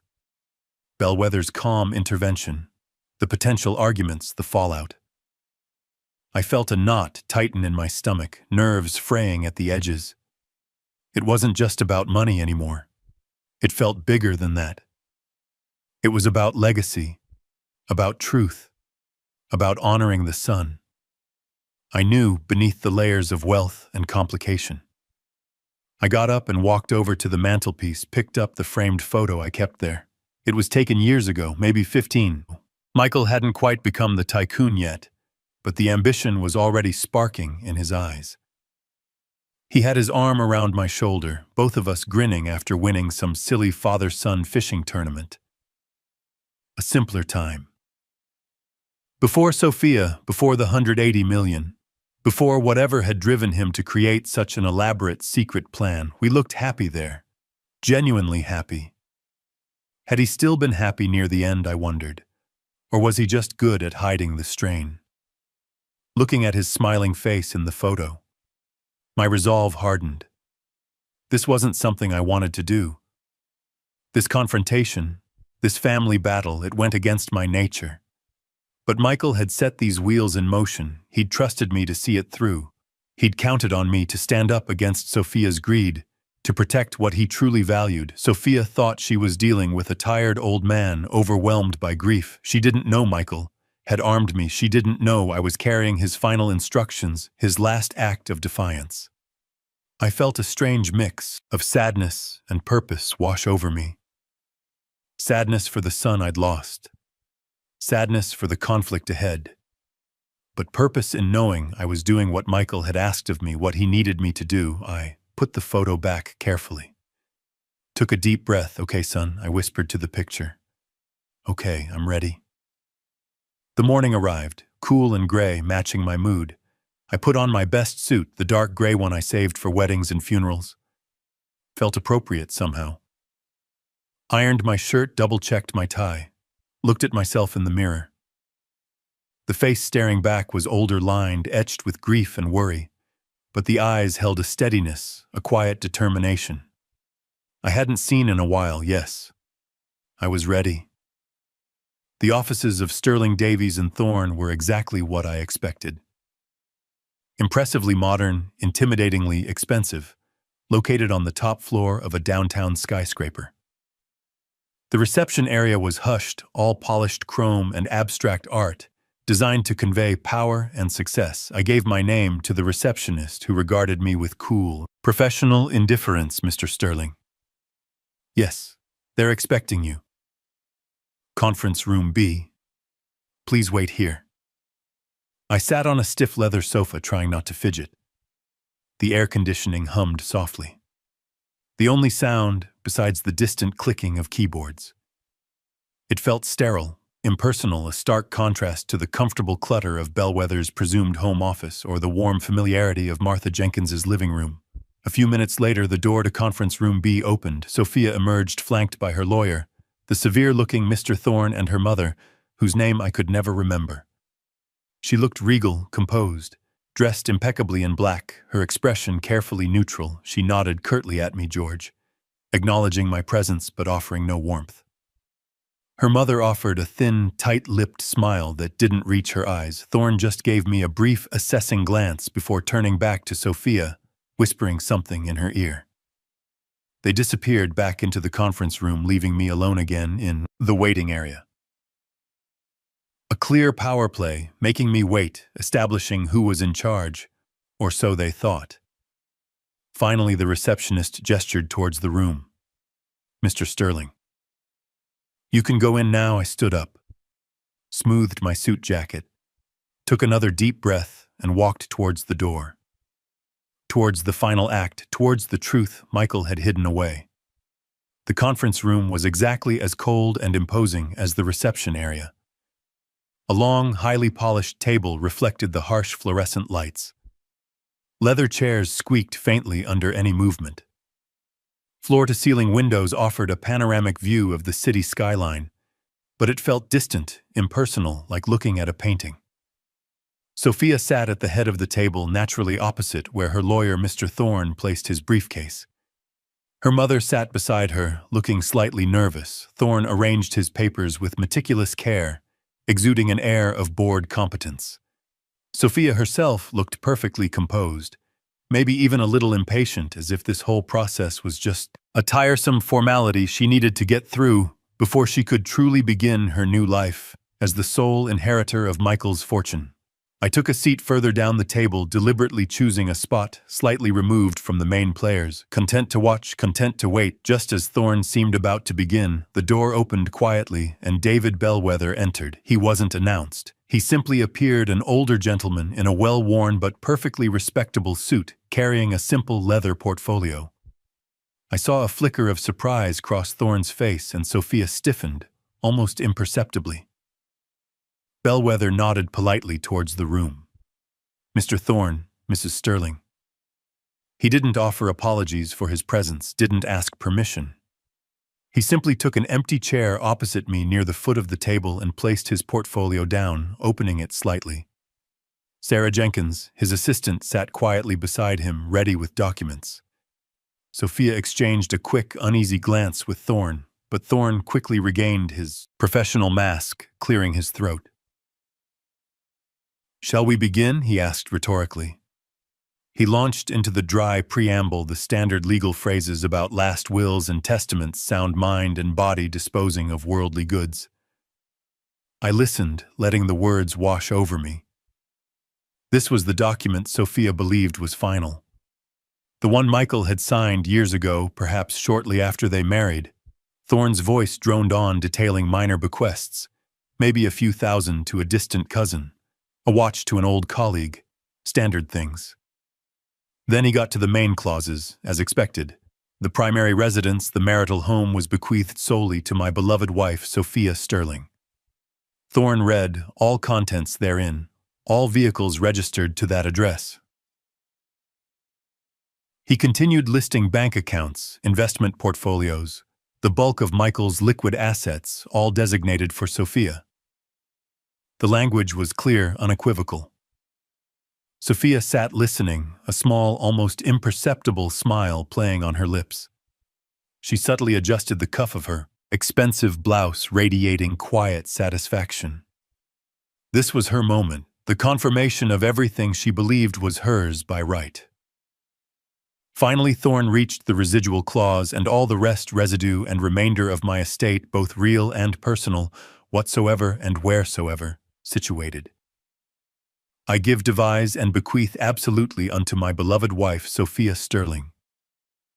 Thorn paused, looking up expectantly, as if awaiting applause, or perhaps just confirming the inevitable. Sophia nodded slightly, a picture of graceful acceptance. Her mother let out a small sigh of relief.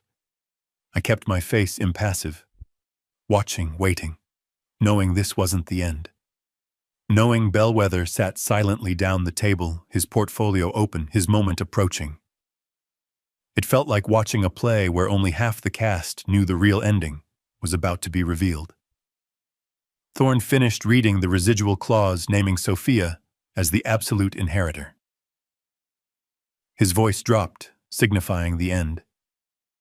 He placed the document neatly on the polished table, folded his hands, and offered Sophia a small professional smile, as if concluding a standard piece of business. Sophia inclined her head gracefully, accepting the vast fortune with practiced composure. Her mother let out an audible sigh beside her, a sound of profound relief. Thorn cleared his throat, perhaps preparing to offer concluding remarks or congratulations.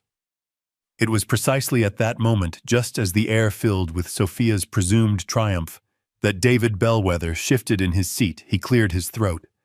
A quiet sound, but it cut through the room's stillness like a blade. "Excuse me, Counsel." Bellwether's voice was calm, steady, but carried an undeniable weight. "There is a subsequent legally executed codicil that must be addressed." The effect was instantaneous. Thorn froze mid-gesture, his professional smile faltering.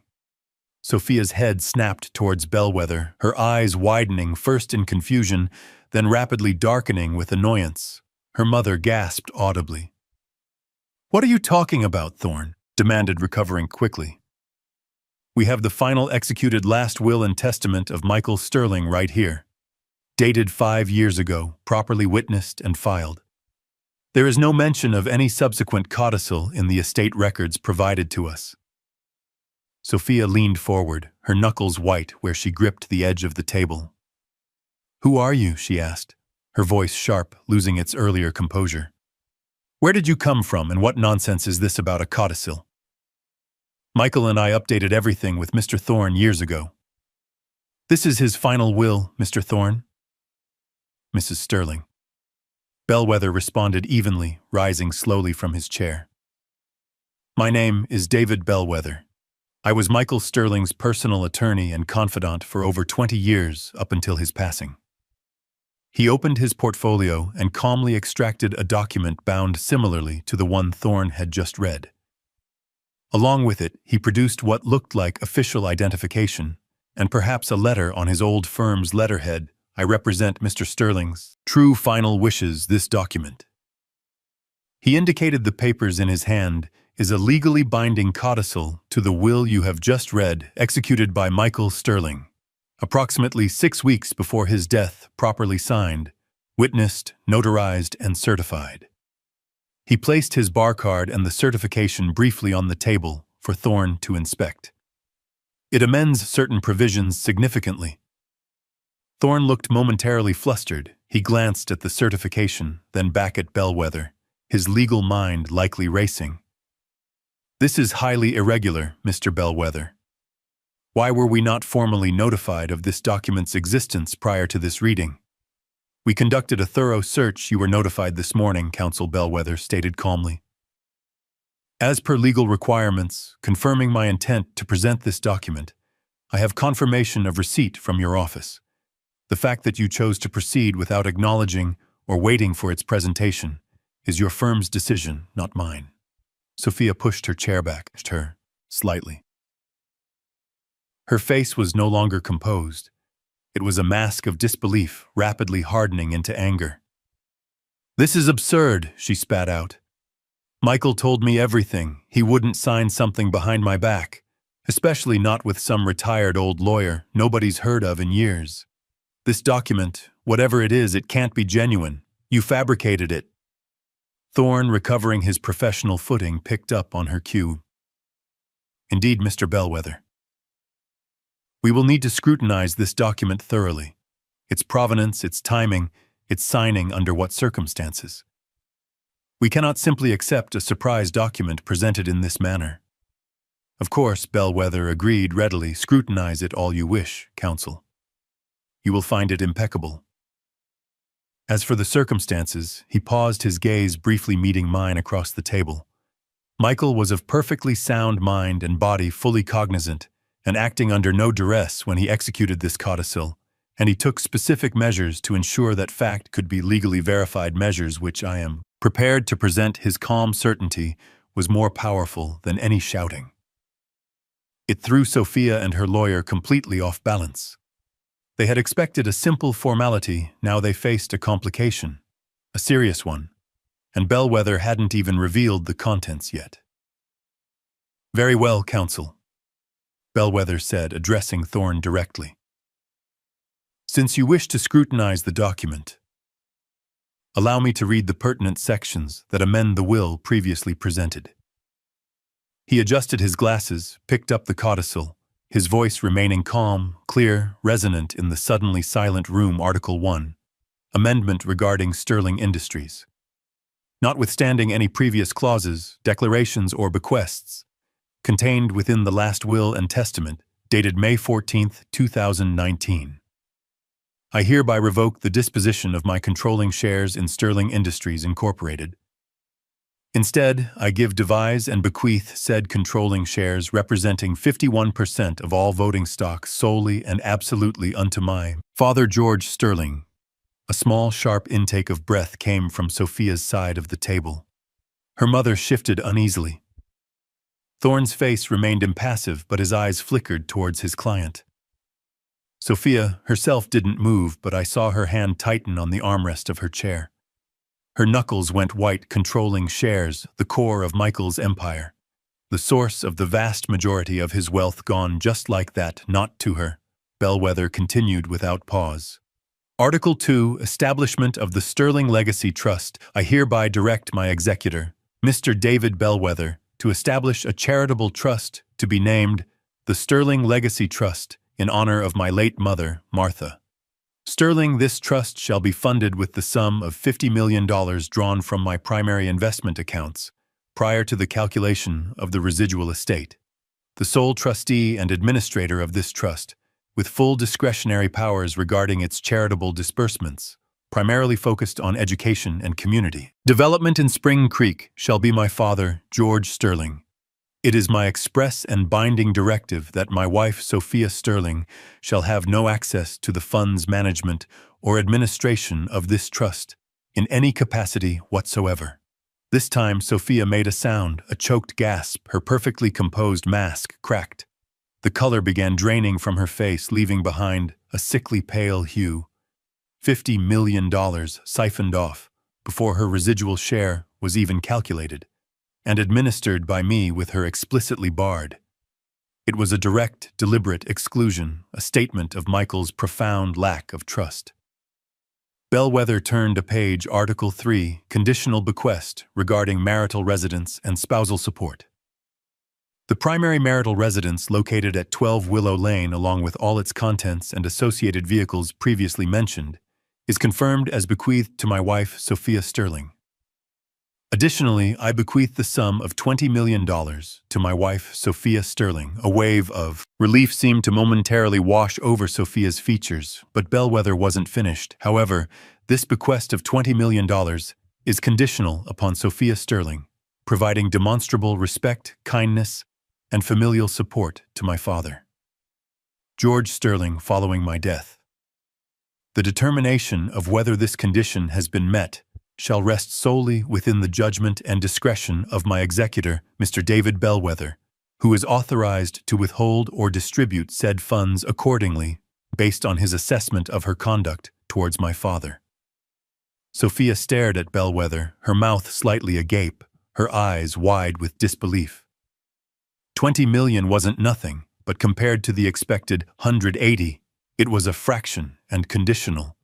Conditional on her being nice to me, judged by Bellwether. It was humiliating, it was controlling, it was Michael reaching out from the grave to ensure I wasn't mistreated. The carefully constructed image of the grieving widow inheriting her husband's empire, completely shattered. I saw her hand tremble violently as she reached for the glass of water in front of her. Her fingers fumbled, knocked it over. The glass hit the polished table with a sharp crack, water spreading across the expensive wood. She didn't seem to notice. Her breathing became shallow, ragged. Her perfectly applied makeup couldn't hide the sudden clammy pallor of her skin. The serene confidence, the bored impatience, it was all gone, replaced by raw, naked shock. Her carefully planned future, her European tours, her command of Michael's company, her absolute financial freedom, it had all just evaporated, vanished in the calm, steady reading of a document she never knew existed. The blood drained completely from her face, leaving her looking gray, almost spectral. Her eyes darted wildly between Bellwether, Thorne, and me, looking for an explanation, a denial, anything, but the cold, hard truth laid out in Michael's own words. The silence in the room stretched for maybe 5 seconds. Then Sophia erupted. She shot up from her chair, shoving it back so hard it scraped loudly against the floor. Her face, which had been pale with shock, was now flushed, a deep, angry red. Her eyes blazed. "This is fake," she shrieked, her voice raw, no longer modulated or controlled. "It's a lie. Michael wouldn't do this. He loved me. He told me everything. This document is a forgery," she rounded on me, pointing a trembling finger. "That old man did this. He manipulated Michael. He must have poisoned his mind against me when Michael was sick or confused. That senile old fool, he was always jealous, always interfering." Thorne. Her lawyer stood up quickly, placing a hand gently on her arm. "Sophia, please let us handle this. We need to remain calm." "Calm," Sophia spat, shaking off his hand. "Calm. He's trying to steal my husband's legacy, our future. And you want me to be calm? Michael adored me. He wouldn't betray me like this. Not for him," she gestured towards me with utter contempt. "He probably doesn't even understand half the words in that ridiculous paper, Mr. Thorne." Bellwether interjected, his voice cutting calmly through Sophia's tirade. "I understand your client is upset. However, accusations of forgery and undue influence are serious matters. Perhaps we should examine the evidence regarding Michael Sterling's state of mind when this codicil was executed." "Evidence? What evidence?" Sophia scoffed, waving a dismissive hand. "Michael trusted me. Not some washed-up lawyer he hadn't used in years. This whole thing is preposterous, a desperate attempt by a greedy old man to get his hands on money he never earned." Bellwether ignored her, addressing Thorne directly. Counsel Michael was extremely thorough. He anticipated that the provisions of this codicil might be contested, particularly given their departure from the previous will. Therefore, he took specific steps to document his competence and clear intent at the time of signing. He signaled to Sarah Jenkins, his assistant, who opened another file and carefully laid several documents on the table. First, Bellwether said, picking up a paper. "This is a sworn affidavit from Dr. Alan Carmichael, Michael's physician for the last 15 years. It confirms that Dr. Carmichael conducted a full cognitive assessment of Michael Sterling on the day the codicil was signed, just 6 weeks before his passing. The assessment concludes, and I quote, Mr. Sterling was fully lucid, oriented, possessed of sound mind and memory, and exhibited absolutely no signs of cognitive impairment or susceptibility to undue influence. He was entirely competent to make complex legal and financial decisions." Sophia stared at the paper, her mouth working, but no sound coming out.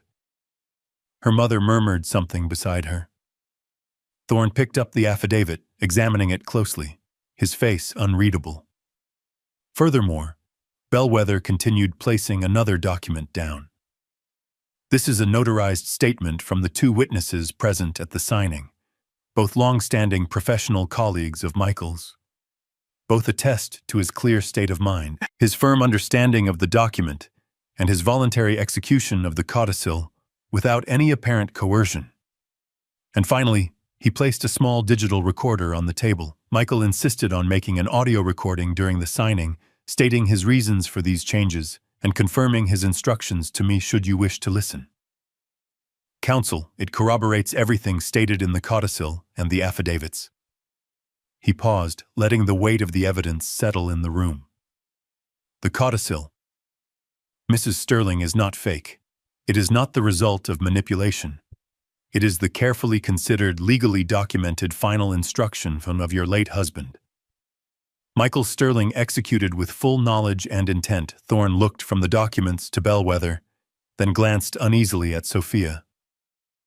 The air went out of her rage, leaving behind a stunned, gaping silence.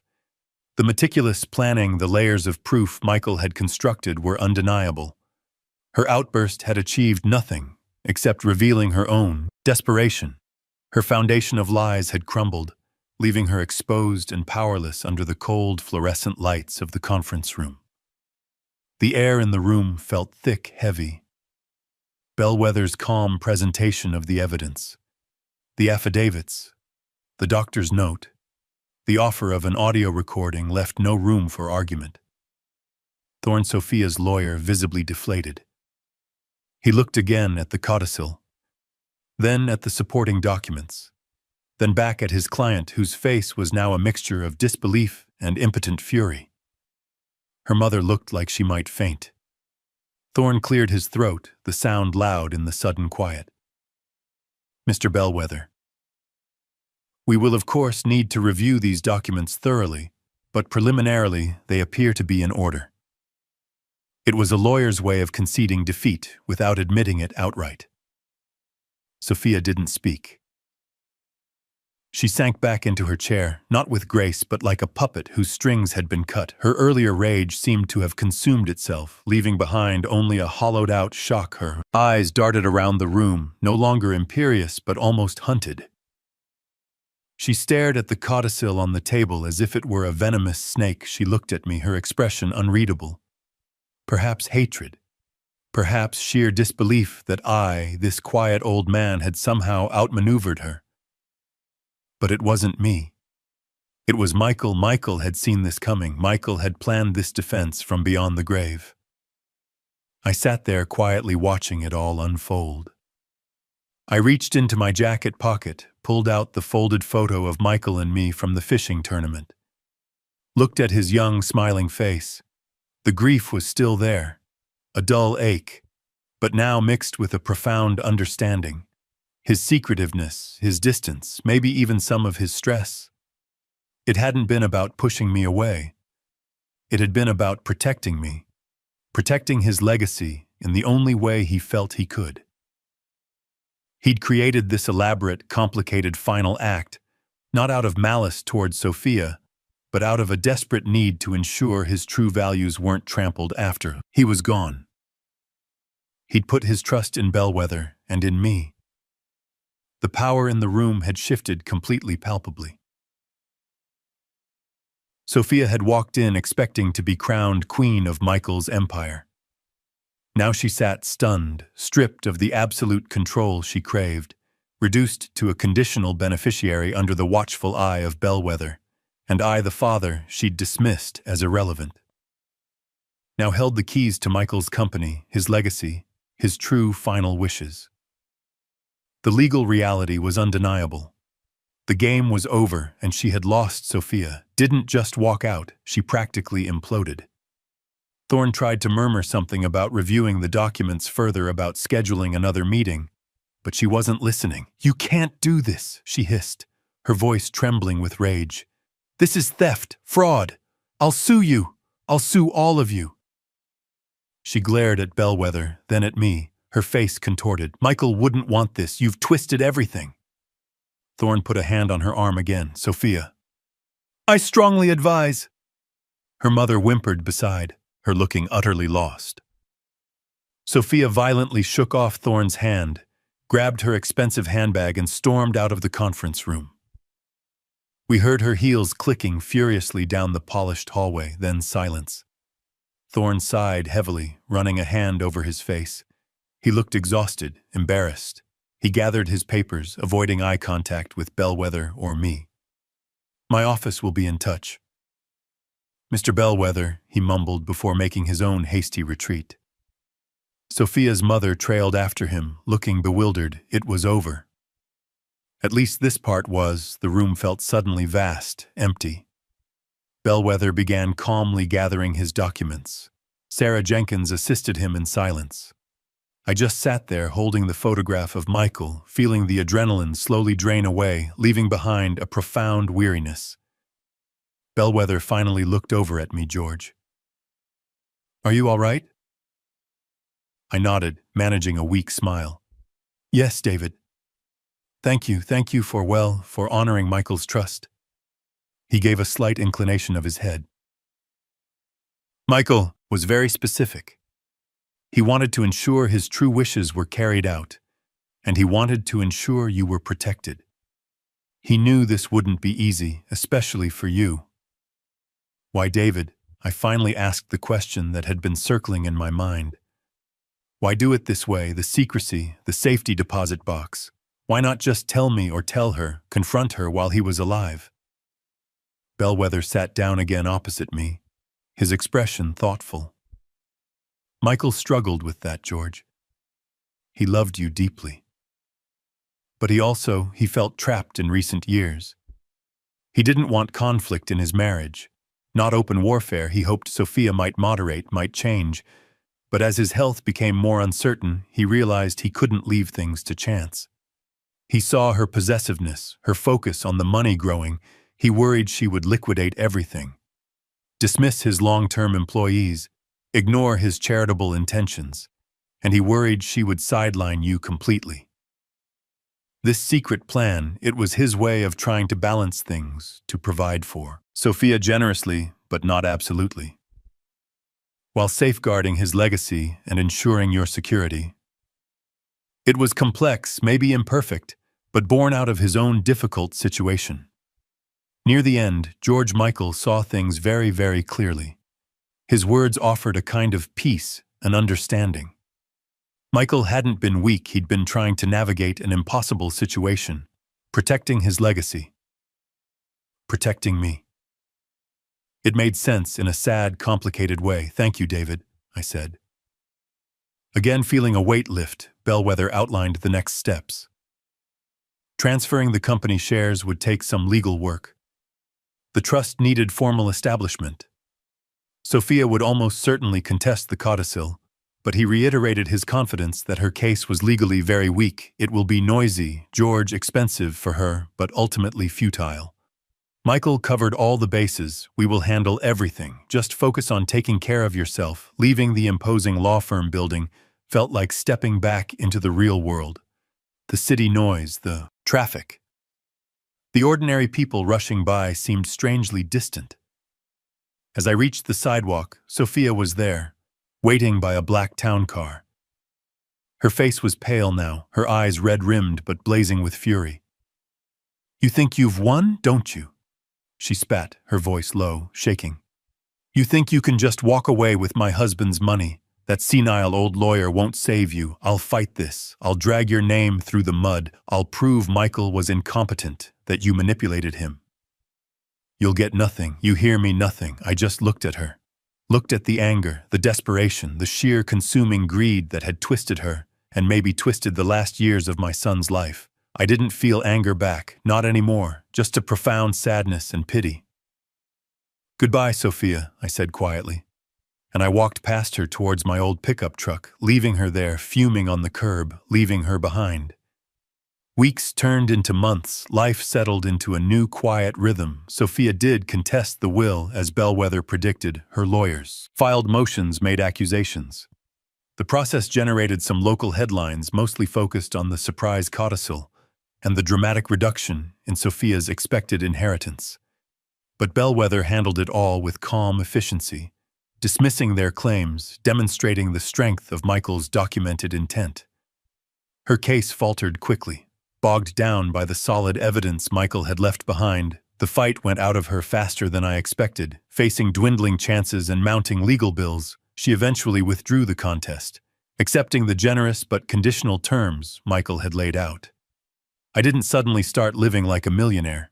I used a portion of the trust funds exactly as Michael intended, establishing the Martha Sterling Educational Foundation in Spring Creek, providing scholarships for local kids wanting to go to trade school or college, something Martha and I always believed in. With some of the Sterling Industries shares, I ensured Michael's loyal long-term employees, the ones Sophia had likely planned to discard, were secure, maybe setting up a better retirement plan for them. I found the small workshop space Michael had rented when he first started out, the one Sophia probably didn't even know existed. It was dusty, forgotten. I cleaned it up, started organizing his old tools, his early prototypes. It felt good connecting with that part of him, the beginning. Before the empire. I visited Martha and Michael's graves regularly, talked to them, told them how things were going, how the foundation was taking shape, how the company was stable, how I was doing okay. The anger had faded, replaced by a quiet acceptance. A lasting sadness, yes, but peace too. The $180 million had never been the point. It was about Michael's trust, his final wishes, and maybe about reclaiming a dignity Sophia had tried so hard to strip away. Sometimes I'd take the old tackle box down to Lakeside Park, sit on that worn bench, watch the water. Didn't fish much anymore. Just sat, mostly. Thought about Michael, about Martha, about the strange twists life takes. The pickup still rattled. The apartment was still small. My garden still needed weeding. But something fundamental had shifted. The crushing weight of Michael's complicated wealth, of Sophia's suffocating presence. It was gone. I felt lighter. Freer. Finally. Just George Sterling, retired teacher, father, grandfather-to-be. Perhaps someday, through the foundation, kids, and strangely content, just content. This story powerfully illustrates that true family values like respect and honesty are far more important than blood ties or financial gain. It teaches us that standing up against manipulation and greed, even from those closest to us, is crucial for maintaining dignity and self-worth. George's journey shows that it's never too late to set boundaries, seek the truth, and protect what you've earned through hard work. Ultimately, genuine peace comes not from enabling toxic behavior out of obligation, but from asserting your independence and upholding your values, proving that integrity and self-respect are treasures no amount of money can buy. What did you think of George's story and Michael's final plan? Would you have done the same in his situation? Let us know your thoughts in the comments below. If you've ever faced a difficult family situation or believe in standing up for what's right. Give this video a like and subscribe for more stories like this. We appreciate your support.